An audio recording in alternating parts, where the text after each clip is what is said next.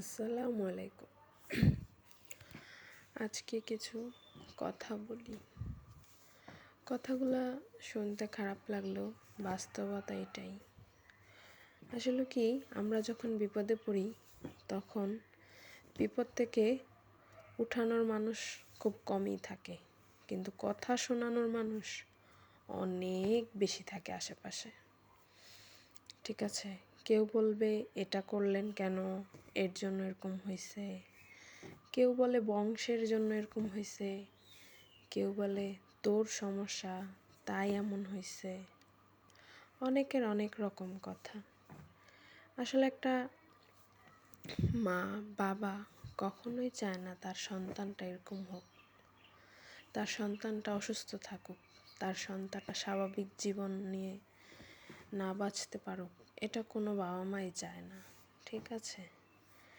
কিন্তু তারপরও পরিবেশগত অনেক সমস্যার কারণে আমাদের বাচ্চা আসলে আমাদের কি করার আছে। আল্লাহ না চাইলে গাছের পাতাও লড়ে না, তাহলে এটা আমরা কিভাবে করলাম? আমার এটা একটা প্রশ্ন। আর বাকি কথা তো থাকলো, আমি যখন বিপদে পড়ি তখন আর কাউকেই পাশে পাই না, এটা আমি নিজেও বুঝতে পারি। তারপরও থাকে না মানুষ, মানে চিন্তা করে ভাবে যে না, সে কেউ না কেউ থাকবে। আসলে কি, সাপোর্ট করার মতো মানুষ খুব কমই থাকে পাশে। হয়তো দু একজন থাকে যারা খুবই ভাগ্যবান, যাদের সাপোর্ট থাকে। আমার নুসাইফার কথা আর কি বলবো, একাই ওকে সামলাই, একাই ওকে দেখি। আর নিজের কথা না হয় অন্য আরেক ভিডিওতে সময় আসলে বলবো।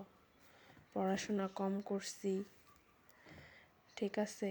মেয়ের জন্য মেয়ের পিছনে সময় নষ্ট করতে করতে বা মেয়েকে সময় দিতে যায় নিজের কোনো যত্ন নিতে পারি না, এটা নিয়েও মানুষ কথা শোনায়।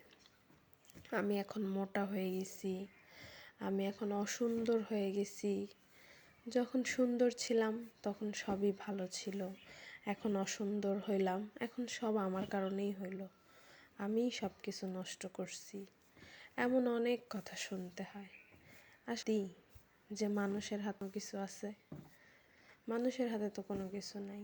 দেখেন, আমি আগে অনেক শুকনা ছিলাম, অনেক হয়তোবা অতটা সুন্দর না হলেও যতটুক দরকার ছিল, আল্লাহ আমাকে বানাইছে যেমন তেমনই ছিলাম। আলহামদুলিল্লাহ, আমি আল্লাহর উপরে শুকরিয়া।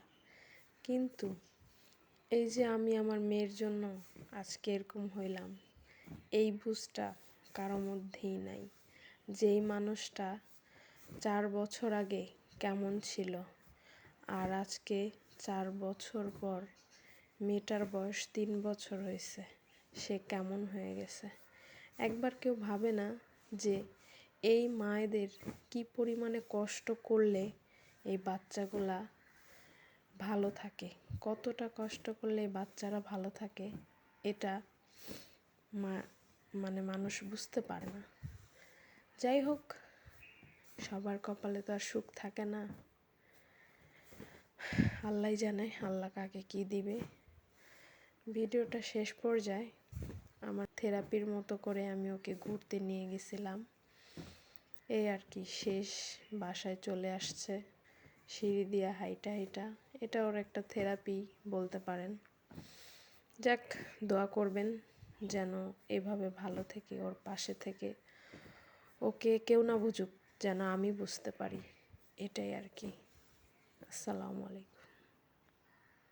আমি তোমাকে অনেক ভালোবাসি মা, আমি কখনোই তোমাকে ছাইড়া যাব না, যত কষ্ট হোক আমি তোমার সাথে আছি।